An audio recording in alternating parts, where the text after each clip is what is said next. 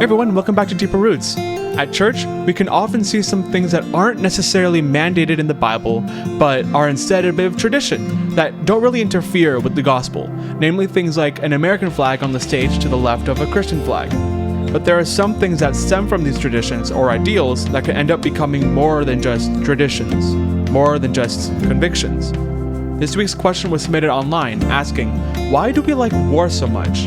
While the Bible does use the idea of war to illustrate some points, American Christians seem to have taken the concept of war and ran with it, bringing some political undertones along for the ride.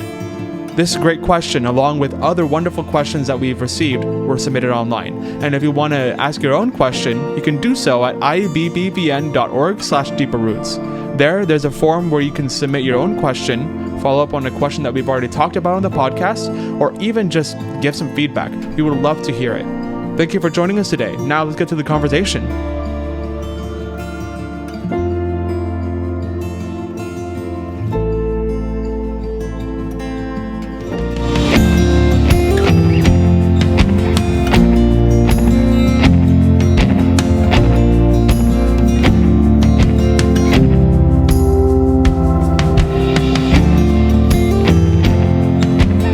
Hey everyone, welcome back to Deeper Roots. Thank you for joining us again this week. We didn't have an episode last week, and that was because we were actually very, very busy with VBS here at church. We had to make sure that all hands were on deck, making sure that we can go through the week without fail, and it went wonderfully, right, Pastor? Mm-hmm.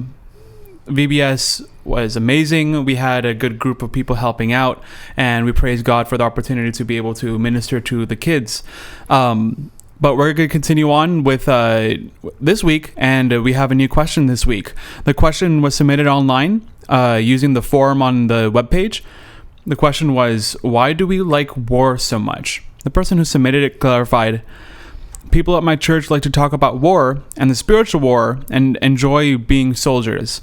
Why should we treat it so lightly when people really die and lose family members? It feels like it's a blind patriotism leaking into spiritual life. Pastor? Okay, very good. Thank you. First of all, thank you to whoever asked this question.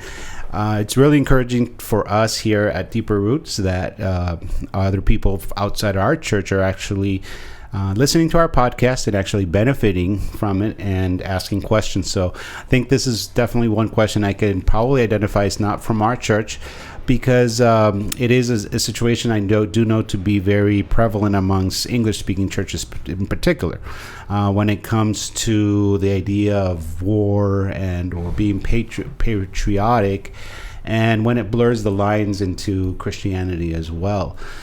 So I think it's very important. So I guess if you could read the context again, it's basically saying that sometimes it can become... Sometimes it feels like a blind patriotism leaking into spiritual life. Mm-hmm. And I do want to clarify that this is an assumption. We're assuming that this is not coming from our church. Like I've said many times before, all the questions that are submitted are anonymous. We don't know who sends them. We don't know anything like that. We just have an understanding of the people, or pastor has an understanding of the people at our church, and most likely, no one at our church actually submitted this question. Yeah, but most likely it's because for the way it's worded, it sounds like it's something as a cultural tendency in maybe their church or their family. It might be something from a family where they see this going on. As far as the culture in our church, we're not really much into politics. We're really, we try to really stay away from it. As far as politics, we believe in making ourselves be the ambassadors for Christ and to promote his ideals and stuff. And sometimes that will align with certain things or parties, if you want to call it that way. But most of the time, they never do align with neither of them. So that's why we stay away from that. But going back to the question, then, I guess we're doing some assumptions here. But what do you think might be going on in the person's mind when they're asking this? Do you think it's something like that, where a church sort of blends or equates Christianity to patriotism, where if you're a good Christian, then you're going to blindly follow America and its politics and its policies around the world? Or what do you think is behind that question? Yeah, no, because I come from our church, we, as pastors say, we're a lot less political in that sense.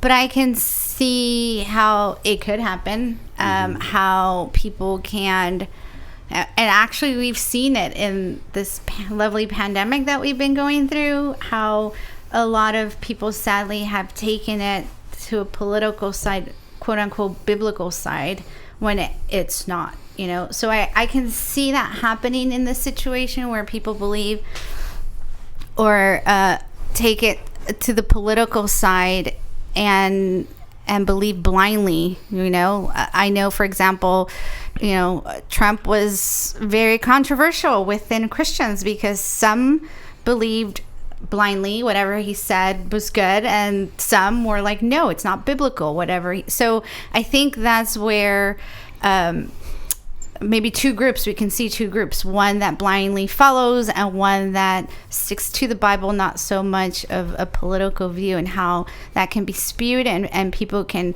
blindly follow things. So I can totally see that happening in this situation. Mm-hmm.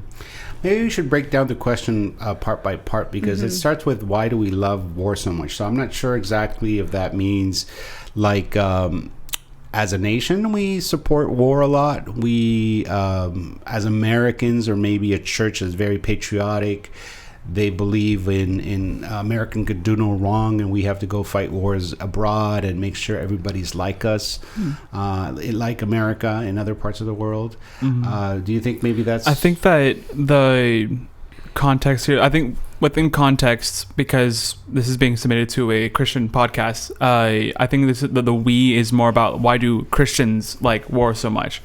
I think is that a fair assumption to make? Yeah, that's why it's a little hard with the question, because it sort of talks about patriotism in the same question. So within the same question, like within the clarification, it's talking about maybe it. We have to answer it from both sides, both the spiritual and the patriotic part. So when it comes to war, if we're going to talk about just the tendency, a human tendency of war, of wanting to fight other people, and whether it is war in the home or war in church or war as a country, the Bible is very clear in that in James chapter 4. Let me read that from the King James. It says, "From whence thus comes wars and fightings amongst you? Come they not hence even of the lusts that war in your members? You lust and have not, you kill and desire to have and cannot obtain, you fight and war, yet we have not because you ask not. You ask and receive not because you ask amiss, that you may consume it upon your lust."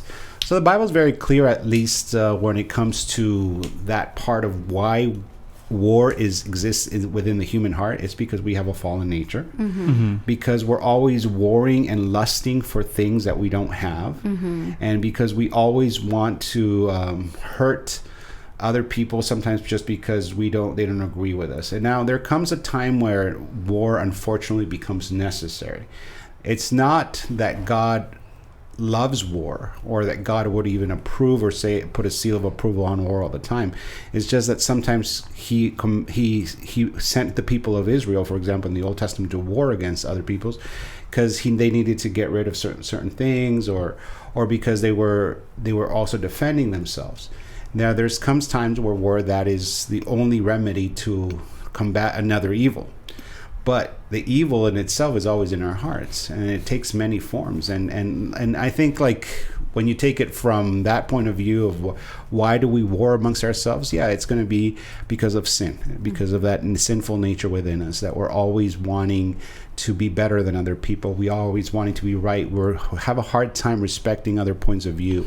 And even as Christians, remember that when Jesus came, he did come to change that mentality, because he says, I came not I came not just to create peace. It says, but I am going to now there's going to be a war, not war, but there's going to be differences of viewing things now between mothers and sons and stuff like that. So we do have to understand that following what's right is going to put us at odds with other people, but that doesn't mean we have to go and kill them. On the contrary, God says, love your neighbor, do good unto those who do you harm, and stuff like that. And I think the Christian needs to really look at that and follow Christ's example, that he came to love the world and not just wanting to assert his way, even though he has all the right to do it. He's not going to force it. He tries to compel us to follow his way. So that's at least from the spiritual side. Then there's the whole political part and and stuff. Yeah. And I think that there's a huge part of this this tendency for war, at least when it comes to Christians, and when it comes to like Christians, and like why there's a lot of people who say like, oh yeah, no, like we're gonna use war in sermons, we're gonna use war in this, but like I know that there's like there's a lot of examples in the Bible that actually use war, like the spiritual war, right? Spiritual war, and that's a war between us and both our own sinful nature, but also against the devil, right? Against Satan. While it's not one that we will win, it's one that God will win for us, right? And like that spiritual war is something that's used and brought up many times by preachers and also the Bible itself. And this is the thing that, again, we're talking about, where does the tendency of war come? We already talked about that, the spiritual nature, that we're fallen in our spiritual nature, right? But when it comes to why does war exist, that's a different question, besides not just where it comes from our sinful nature, but also war exists because of sin, and sometimes war has to exist because of that. For example, like you gave that example, the Bible says we're in a spiritual war. Yeah. It's not that God wants there to be a spiritual war, but it's a reality because there is evil, because there is sin. If sin didn't exist, war wouldn't exist. So they're one and the same. War would not exist if sin did not exist. But because sin exists, then war has to exist in order to defeat that which is evil. And we know that war didn't begin here with humanity. The Bible's clear that it began in heaven. It actually began in heaven when the devil rebelled against God, and he wanted to be like the Most High, and he declared war on heaven. And since then, we've been at war. The spiritual realm has been at war with God in heaven, and the devil and his hosts here on earth. And that war has come. We've sort of gotten what's it called? Put into that war ourselves because we sinned, and now we're part of that sinful nature as well. And as Christians, when we come to now be part of the army of the Lord, yes, there is that concept that we have to be at war.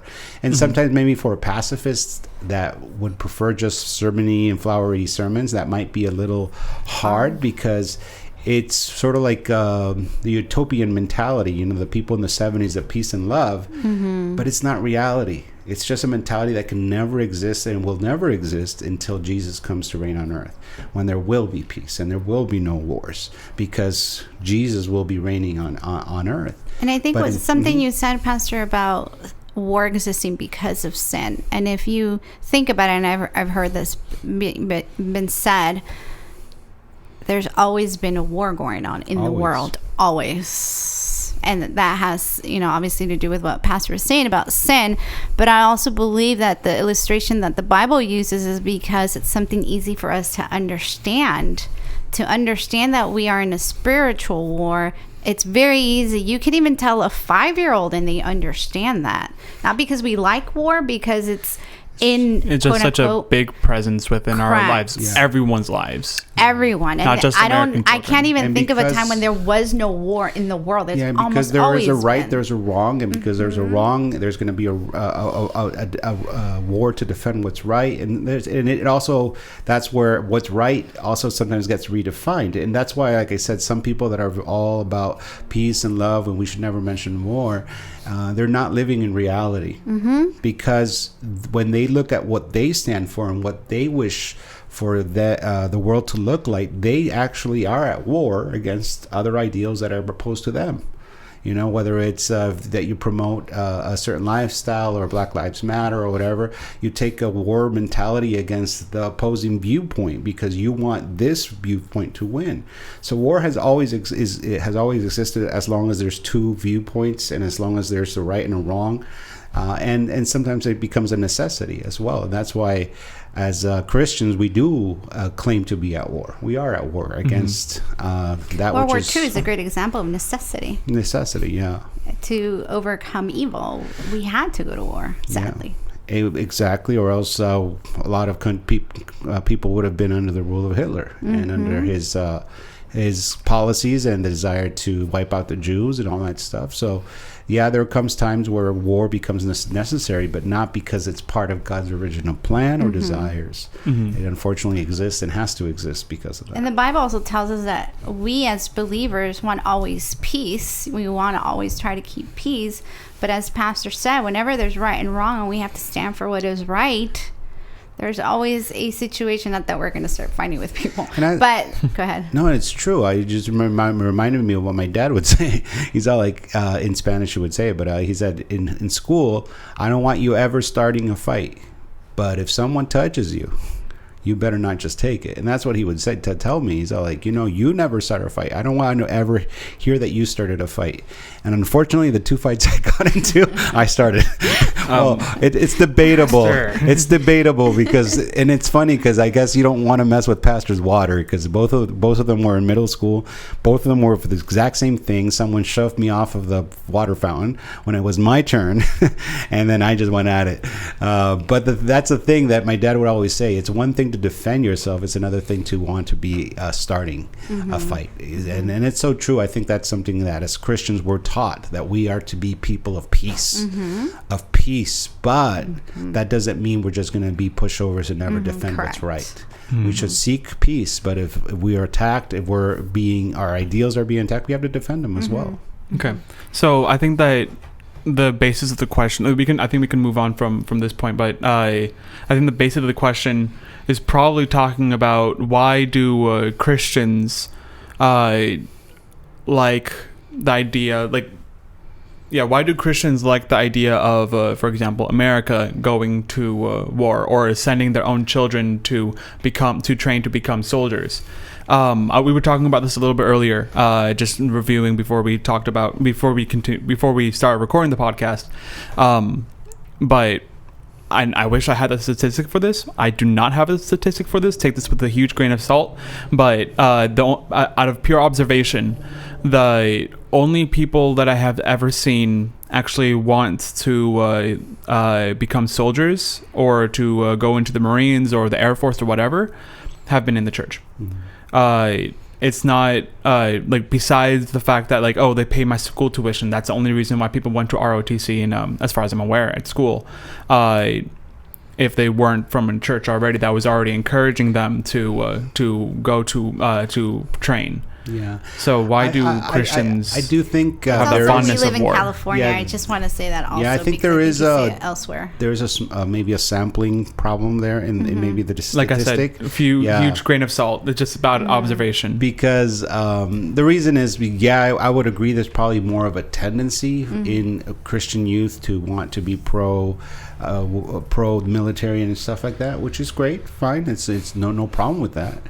But it's not just Christian youth that go into the military. Also, the Marines would look very, very different. When you go into the Marines, like some of our young people that we know that have gone, that's one of the things we've told them: be ready. You're going to be amongst swearing and drinking and mentality like that. It's just that's not Christian youth that usually are there. So maybe it's from other parts where it's much more just non-Christians that join, but also it's just more of areas of the country that are very patriotic, even if they're not Christians. I also believe that's not for everyone. Yeah, I think we sort of had a conversation about this, about how military is not meant for everyone. If you don't like the rules, there's no reason for you to be there. And if you do choose it, it's a great thing. And if you're a Christian young man and go there, great. We need Christian soldiers, just like we need Christian teachers, just like we need Christian politicians, just like we need Christian educators. It doesn't matter what God calls you to, as long as where you are, you shine for the Lord and represent the Lord. But I think going back to your question is, is it, maybe the question we need to rephrase is it okay for a church to promote war nationally, or come to a mentality where like America can't do wrong and everything we do as America is morally right? And unfortunately, I believe we can't say that anymore. We have to always view everything not through the national lens, not through the political lens, not through the Republican or Democratic lens, but through the biblical lens. And when we do, there's no way we can say America is doing everything right when we look at it through the biblical lens. There's things that America does which is right, and it's good. And some wars that have been fought were right and they were just, and others have not. But we have to be judge them according to the principle of the Scripture. And I think it's when you elevate your nationalism above your Christianity, that's when you go wrong. Anything gets elevated above Christianity, you go wrong. And it's great to be patriotic. It's great to love America, but always as a secondary thing, not to first and foremost to your loyalty to the Lord and to your position as an ambassador of Christ. You are not. I am American because I'm naturalized here in this country, but I'm a Christian first, and that's basically the mentality we need to have.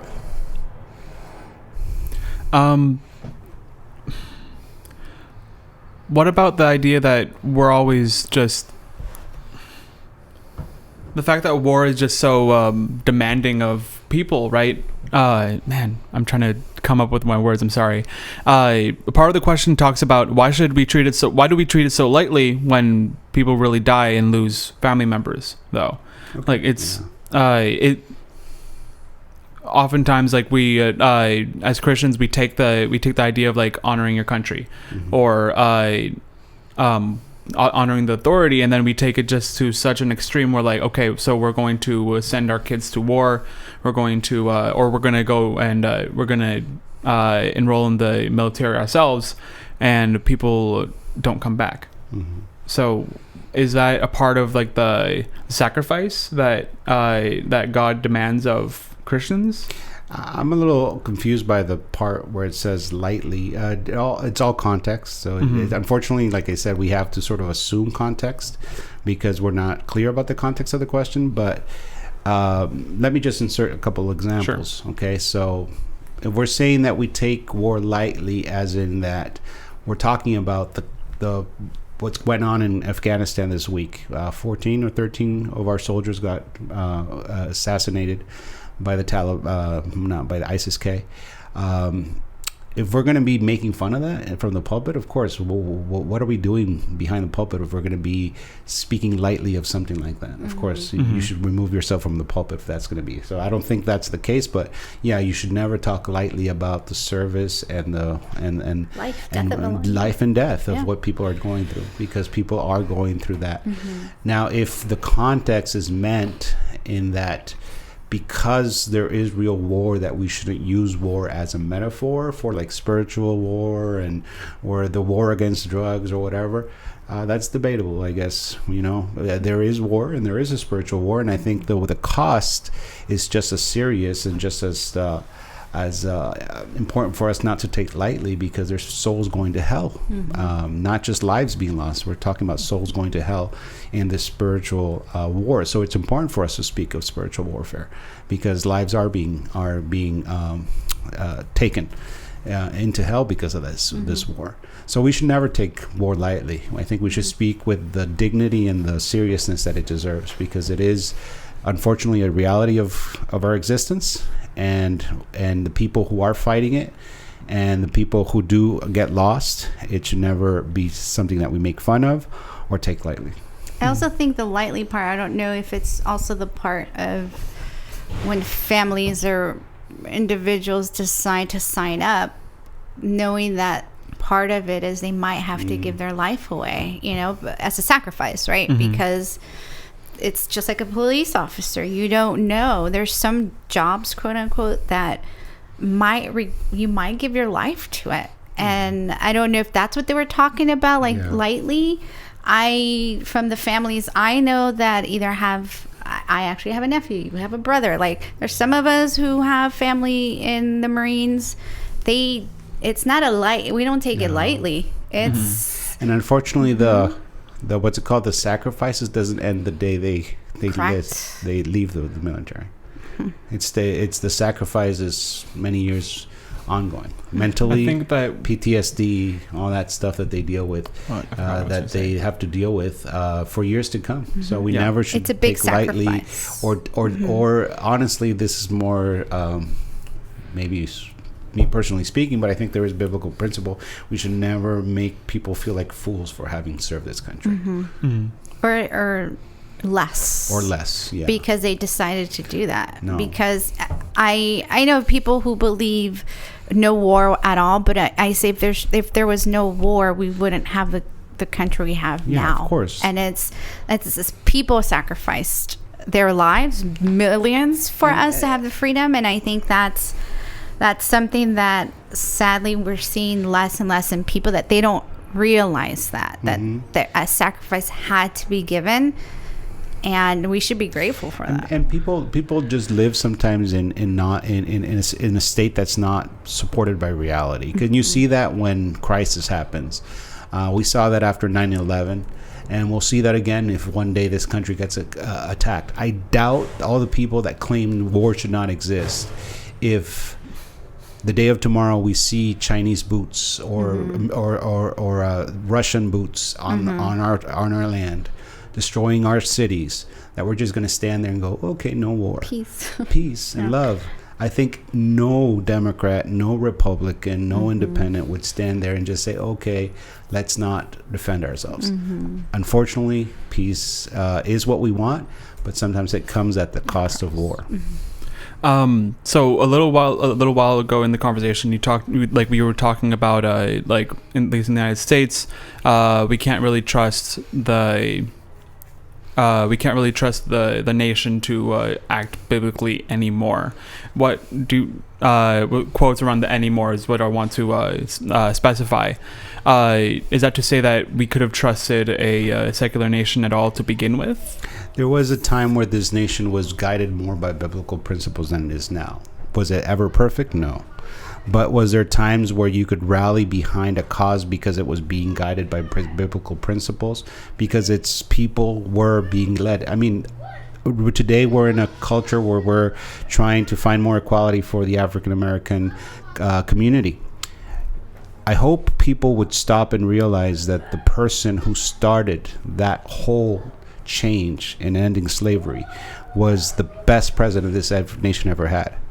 And he was a biblically led man. It was a man of faith and biblical principle that led him to fight that war, to win that war, because God was on his side. And I believe that biblically, and I believe that historically, that Abraham Lincoln was a man guided by biblical principles, and he was, I believe, used by the Lord to bring about a change that needed to happen in this country, and that thankfully we remained as a united nation, or else we would have been the North and the South, and we would have slavery in the South, and the North would have freedom, and we wouldn't have the peace we have right now. It's still warring between the South and the North. So I think yes, there has been a time where this country could have been trusted more. Perfectly, blindedly, never, but more, yes. Okay. Esther, do you have anything you want to say?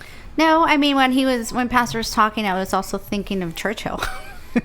Who had principles and, still had values and ethics. He wasn't 100% believer, you know what I mean, like his value, but he had those core that, as Pastor was saying, God is going to be on the side of the person who is doing what is right, even if they're not quote unquote believers, right? This nation is a great example, because we were just talking about this, that yes, not all people in the U.S. are Christians, but because they were people who had these values still in them, we were blessed greatly as a nation, not because we're a Christian. They were God-fearing. Yeah. I think that's where the Bible says the beginning of wisdom is the fear of the Lord. And having that fear of who God is and wanting his guidance. And that's what's been lost in this country. I know I mentioned it before in the podcast, another podcast, but again, going back to that beautiful illustration in Joshua chapter 5, where Joshua is confronted with this angel of the Lord, and he says, hey, what side are you on? And he says, neither. And that's so powerful, because he says, I'm not on your side, Joshua. I'm not here to help you. Neither am I on their side, Jericho's side. I'm here to have you be on my side. I want you to be on my program. I want you to be on what I'm going to do. And that's when then he gives them the instructions of what all the quote unquote silly things that maybe he had to do, walk around the city, stuff like that. But that's what he was testing is are you on my program? Because if you are, I'll win the war. I'll fight the good fight, and I'll help you do what's right, because we have to be on his program. We can't fit God into our box and our ideals as a nation, as a church, and as an individuals. I have one more follow-up question. This one it's a little bit more it can potentially be a little bit more confusing. So recently, a lot of people, like, there's been people who have been doing more thinking about like America, the United States, its more recent history with war and post 9/11 at least, and this is where like a lot of the quote unquote hippie crowd can be seen coming back, at least in modern time. But I think they still pose a valid point here. What about should Christians support or be in support of a war that is a result of the industrial military complex? You'd have to define that part. Industrial military complex. What does that mean? It is basically like there is war. And because of that there's war, there are businesses or there are contracts that are given out to build weapons. To make weapons, to build tanks, to make to make aircrafts. Wow. To build me the Enterprise. Yeah, and then people profit, like war profiteering in short. And then people take a look at America's past wars, like the war with Iraq, for example. A lot of people saw that as like it is just to control the oil in the region. And then also people like when George Bush announced that we were going to war with Iraq, it was because we wanted to make sure that they didn't have nuclear weapons. No, weapons of mass destruction. Weapons of mass destruction. And we were blaming Al Qaeda, even though we knew Al Qaeda was based in Afghanistan. Yeah, like it's just a debatable. whole bunch of different things. Yeah, that's politics. That's politics. It's a lot of politics. And unfortunately, we're never going to get to the bottom of it unless you were there, and you actually were in the government and you actually knew what was going on. Because the government will always probably tell you a very skewed view of what actually happened. So we don't know what actually happened, but. Again, there's a lot of assuming going on. If your question is, should we support a war that's done just for profiteering? Of course not. But I would counter with saying that's probably not the case. I think a country would have to be very stupid to go to war for that reason, just to make profits. Or they're willing to kill their own people for it. Yeah, right? Exactly. It's can it happen? Probably. Well, has that been the case in the United States? In my opinion, I don't think so. I think there has been misguided reasons why we went to war. There's been reasons that were just that we went to war, and but I don't think where they decided, we're going to go.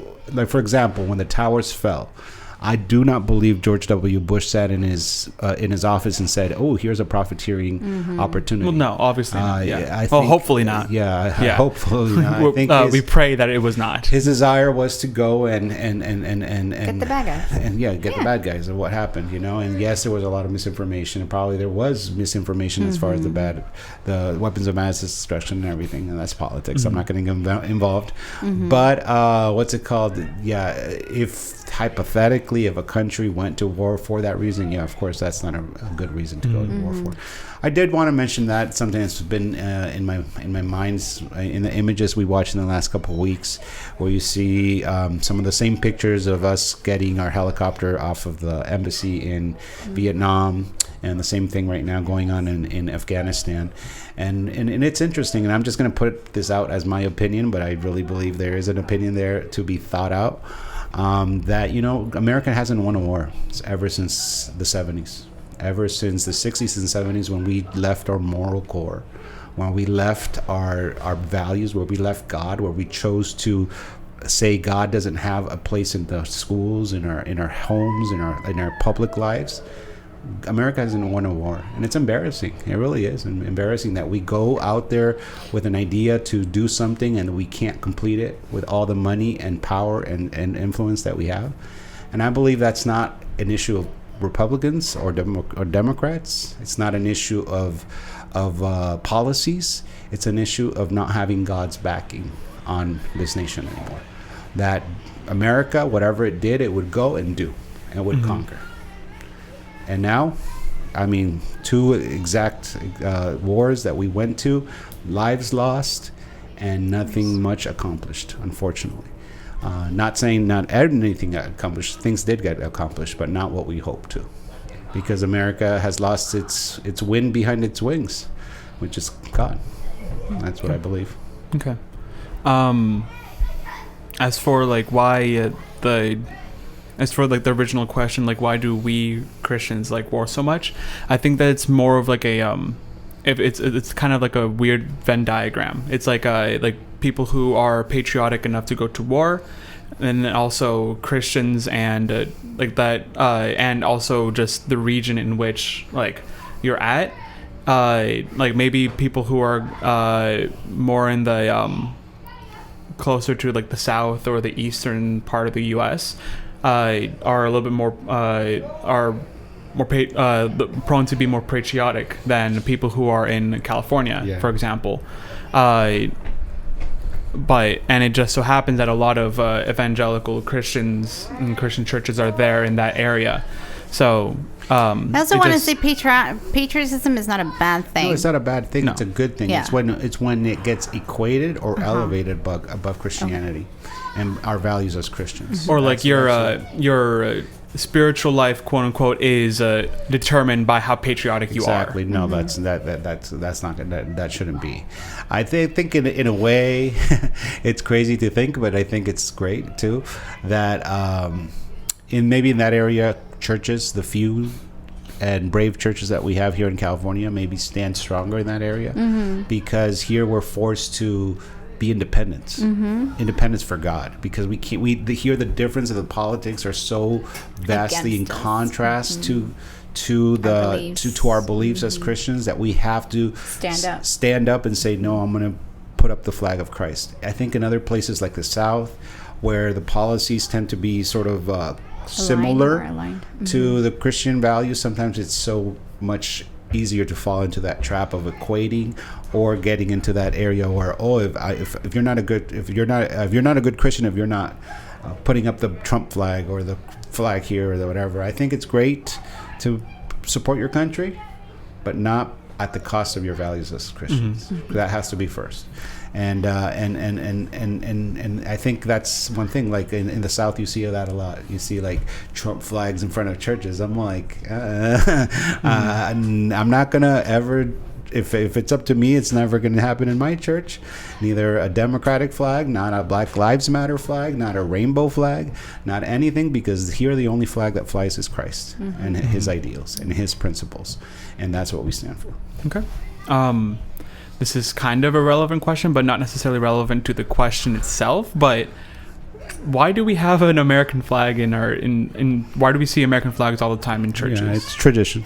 It's just tradition. It's just tradition. Yeah, Okay. It's traditional to pay homage as a church to your country, because the Bible does say honor the king, honor the country. Authority. So, and then you have the Christian flag, and even the placement. You always have the Christian flag on the right and the American flag on the left when you're looking forward. That's it's just the placement of tradition of you're honoring Christ in the church, the Christian flag, and you're honoring your country as you're commanded to. We're to honor them. That doesn't mean we blindly follow them. Okay. Well, I think that's a good place to end. We actually went a little bit over, which is fine. Sorry to the listeners if you guys are hearing a lot of screaming on the outside. Another church was just dismissed at the same time, but that's okay. We welcome that. Yes. It's a live church. There you go. It's a live church. So thank you for joining us this week, and hopefully you'll be able to join us again next week on the next week's podcast. Thank you.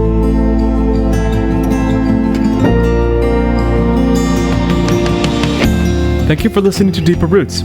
If you want to submit a question, follow up on something we talked about on the podcast, or you want to find us online, you can go to our webpage, which is ibbvn.org/deeperroots. Deeper Roots is a ministry of Iglesia Bíblica Baptista Vida Nueva, which is a local church in Castro Valley, California. And you can learn more about us and our church by going to our website, ibbvn.org.